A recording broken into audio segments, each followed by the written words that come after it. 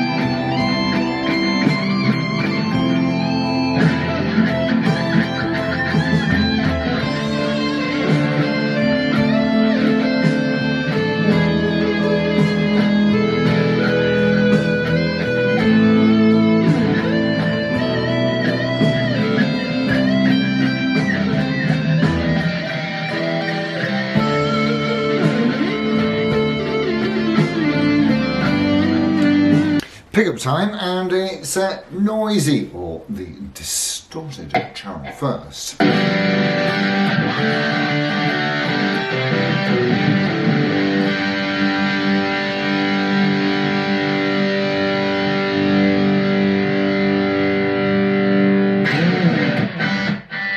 And that was on the bridge setting. We'll go into the centre.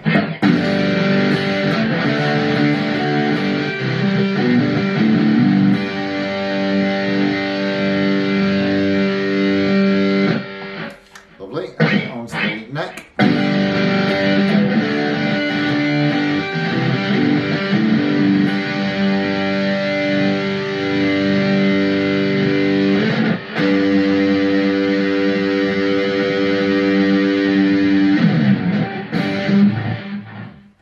Lovely, let's have a listen to them on clean. And starting with the bridge setting. Yes.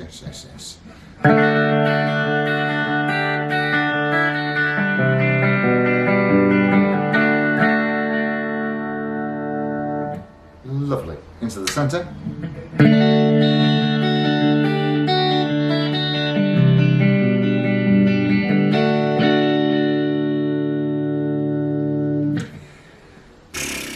Not sure about these pickups, but my word, they are very, very nice. That's lovely, that.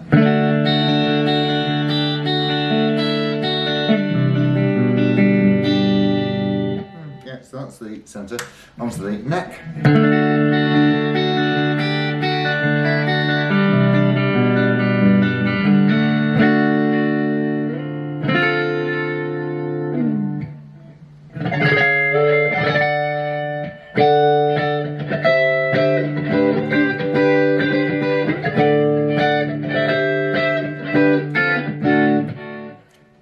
Really, truly fabulous, awesome. Okay, let's have a look round. Made in the Unsung factory in China in 2007, and this is absolutely stuffed full of nice things. So we'll have a look from top to bottom, as we frequently do. So this is the older style headstock that doesn't have the open book particularly, but you know, there's a nod toward it certainly. It tells you on the truss rod there, of course, that it is a Les Paul Standard. And we've got an all mahogany construction. It's a mahogany neck set into a mahogany body with a flamed maple cap, which I would have to say is really rather something to behold. We've got a rosewood fingerboard with, I assume, well, of course, they're trapezoid inlays. I assume they'll be purloined. And the neck is bound, as is the body on the top.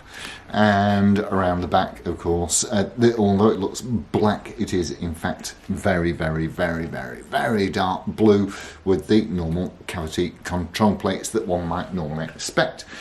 Around the back of the headstock, we can see Grover. I think they're 18-1, the Grovers, but certainly I've been bashing this all day, and it absolutely, flatly refuses to go out of tune, regardless of what.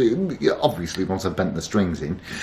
Now, although these were made in China, and I think it tells you on the back there that they were in fact set up and finished off in the US of A, and there's a few honest plain marks on it, but generally speaking, this is totally intact. It's in lovely nick, and oh my, does that not look nice? And I've enjoyed playing this. I really have enjoyed playing this. And so the pickups are, you'll see some numbers at the back here, and the pickups are really absolutely red hot. You've got your standard Tune-o-matic and stop-tail bridge for knobs, 2 tones, 2 volumes. There's no push-pull nonsense there. It's a Les Paul. It just does what it says on the tin, and it weighs in. And now these were set up in America, as I stated, and in fact this one was actually brought back from America from a guy that I know who lives in the same town as me, in sunny Blackpool in Lancashire, and he actually bought this in the States and brought it back as a carry-on. And I have to say that this is probably as close as you can get to a Gibson Les Paul, and it just plays. I mean, everything about it is absolutely spot on. The string, it's got new string. I put new strings on it, obviously, and the string height sits at 1.25, which is exactly where it should be, and it plays absolutely like butter. It's all, as I say, it's all intact, and it's really all up and together, and it really is a lovely thing. There is the only sort of major flaw on it, really, in many ways, is that there's a little crack in this control knob here. I mean, I suppose I could have replaced it, but it's not a deal breaker, I don't suppose. Yeah, rosewood fretboard, 22, perfect. Let me tell you, 22 perfectly flat and aligned frets. It is an absolute joy to play and to behold. So yeah, so we've got all that good stuff going on. Just really, it's just a Les Paul. There is obviously evidence of playing wear on it, but there's certainly no deep wounds or there's a bit of buckle rash on the back. Don't know if you can see that, and around this area here, which is where you might normally expect it for somebody who's been playing it like status quo down here. Not my preferred option in this location. I prefer it where I can see it. Scratch plate, 2 humbuckers, Tune-o-matic, stop tail, and the colour and the finish is absolutely really superb. What a lovely thing to have. So if you are in the market for one of these, now the new standards are these days, they're knocking on the door. I think they're $569 or something like that. And at $569, you don't get a case with them. So, you know, you always want to factor that in. And even though they have been set up anywhere, atmospheric conditions and what have you always changes the way a guitar plays and feels, and of course the actual, you know, set uppiness. So always factor in a few extra bob for if you need to get them set up or something like that. But I would say that, I mean, you can pick these up for anywhere between kind of 250 and 450, depending on the finish, condition, looks, playability, all the other kind of stuff. And as usual, just make sure that the damn thing works, because it's not always a given when you're buying off the usual websites. So with really, I mean, that's kind of it. It's just a really, really beautiful guitar made in a very, very good factory. The received wisdom about the Unsung factory is that, well, they reckon that the quality of components and fit and finish is very, very close to American standards. So yeah, very, very much recommended from me. So go out there and grab a bargain. But if you're buying it sight unseen, in other words, you're just clicking on the buy it now or bidding or whatever, just always factor in an extra few quid for a setup and strings and whatever other difficulty, because, you know, I mean, 2007, that's 15 years ago, and so there may be frailties either in the electrics or elsewhere. So, you know, just caveat emptor. That's all I'm saying.